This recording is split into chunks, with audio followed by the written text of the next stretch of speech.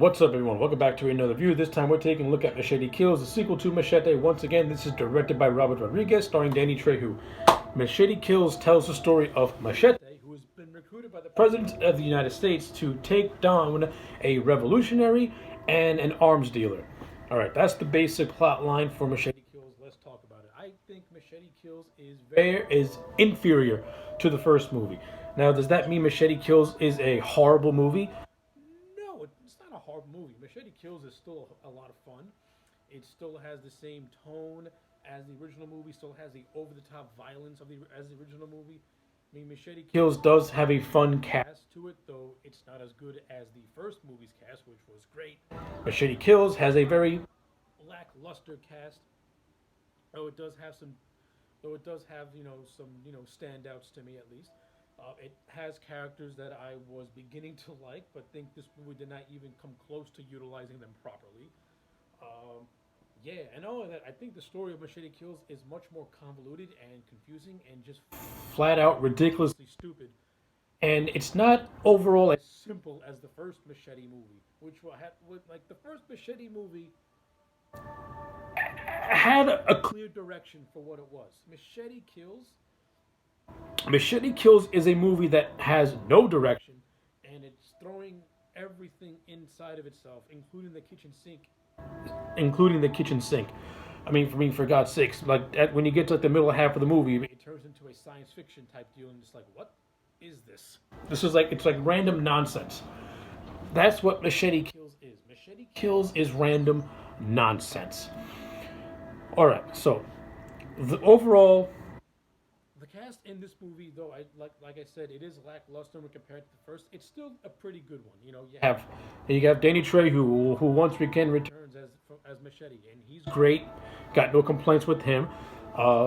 Michelle Rodriguez, she makes her return as Luz, though I think Michelle Rodriguez in this movie is completely underutilized.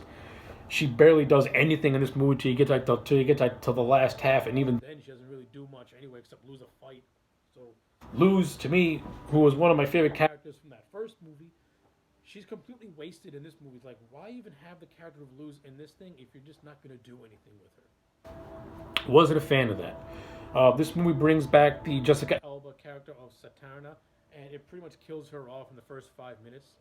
Okay, that doesn't really do anything. They just kill her off.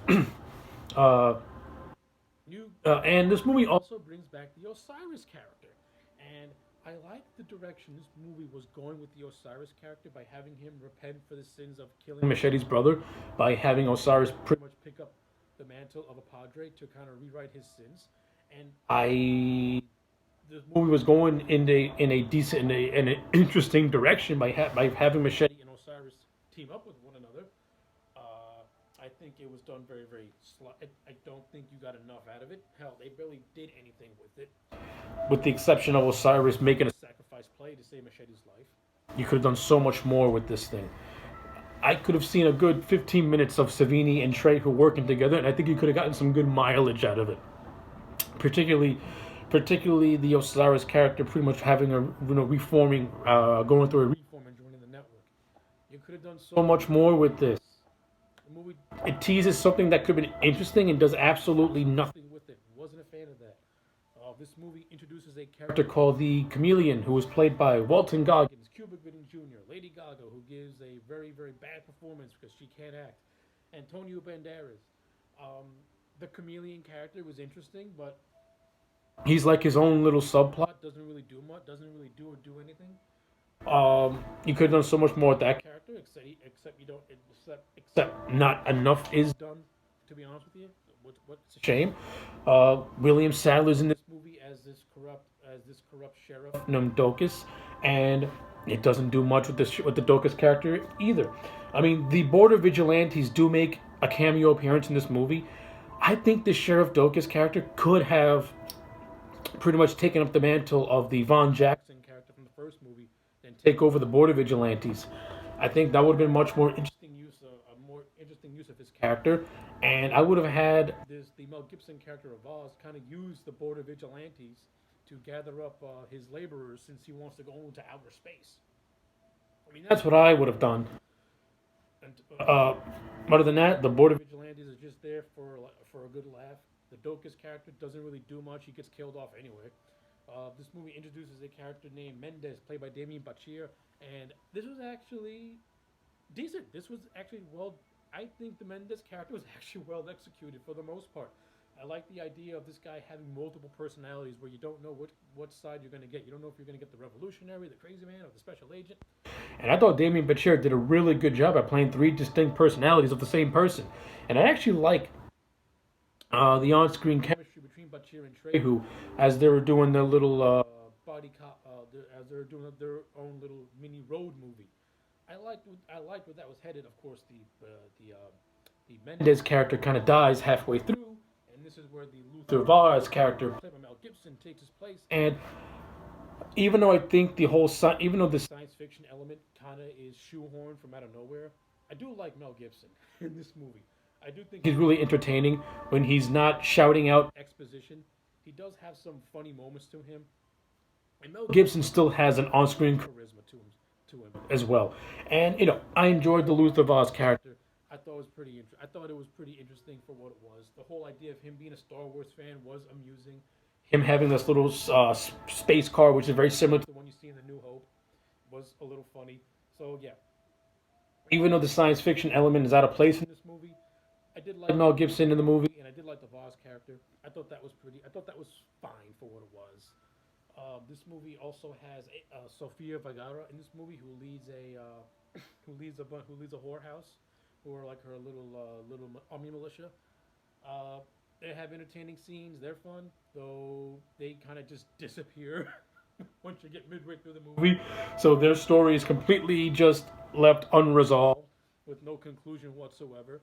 Listen, this movie feels like it's setting up for a third movie, and to me, Robert Rodriguez should know better. Do not plant seed, make your sequel be standalone without having to set up for a movie that you don't know if you're going to get done or not. Because as of right now, there is no Machete Kills again. So a lot of the plot points in this movie are completely left unresolved, and there's no payoff. I would have made Machete Kills focus more on the. To me, if I was doing Machete Kills, it would have focused more on the Mendez character, since he has a bomb implanted into his chest, and I would have focused on the Vaz character and the Mendez character working together to blow up the U.S.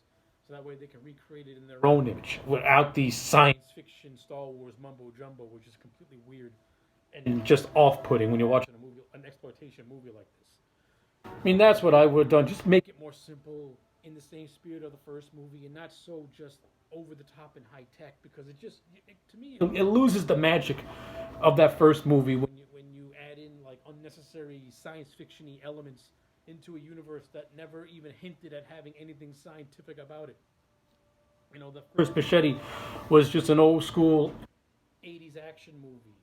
This one, it's an 80s action movie mixed with science fiction, and it's just very sloppily done. And like I said, the cast in this movie is just not as good or as memorable. I mean, this movie does have some good moments to it, like, the fight scene between Miss Texas, played by Miss San Antonio, played by Amber Heard, and with Luz. It's entertaining enough fight scene. Amber Heard plays a very duplicitous character, kind of like how she is in real life, where you think she's working for the President of the United States, played by Charlie Sheen, who I actually thought was pretty funny in this movie. Although the while she's working for the bad guy in Luther Vaz. You can see that twist coming from a mile away. It's pretty obvious, but whatever. Amber Heard, she was fine in the movie. Nothing spectacular, but nothing bad either. The action sequences in this movie, they're just as goofy and as over the top as they are in the first movie. Though in this movie, they're not as polished as per se the first movie, where it's more gratuitous. The violence in this movie kind of borderlines more on like a silly, twisted Looney Tunes cartoon. Because you have moments where like Machete is shooting this molecule gun and people are being turned inside out. It's completely ridiculous and over the top. But you do have this very entertaining scene where he's on a helicopter propeller and he has the machete and he's like slicing everyone's heads off. So that's a pretty entertaining scene. The movie does have a pretty cool chase scene in the desert, which I thought was very entertaining. So yeah, like the action sequences are fun. I mean, stuff with Sofia Vergara and her horrors going at the Machete. They have entertaining fight scenes as well. There's one where like there's a complete bloodbath that happens, so that was pretty cool. But other than that, this movie, like I said, it's not as good as the first one. I mean, it's not horrible by any stretch. I like Machete Kills, but I don't adore it as let's say I do that first movie, which I thought had much more interesting things going for it. Machete Kills, it had the potential to expand on certain things that it was setting up, but it doesn't even come close to expanding on those things. So with all that being said, to me, Machete Kills is going to get a 6.5 out of 10. It is a very entertaining movie, and I do think, and Robert Rodriguez does give it his patented, visual style and flair. But from a story standpoint, and from it's just not as good as that first one. Like, you can tell that with this movie, they're trying to recreate the magic, and it's just not working. But I still enjoy it nonetheless. So yeah, those are my thoughts on Machete Kills. Let me know yours in the comment sections down below. Like this video and subscribe, and I'll check you back next time for more.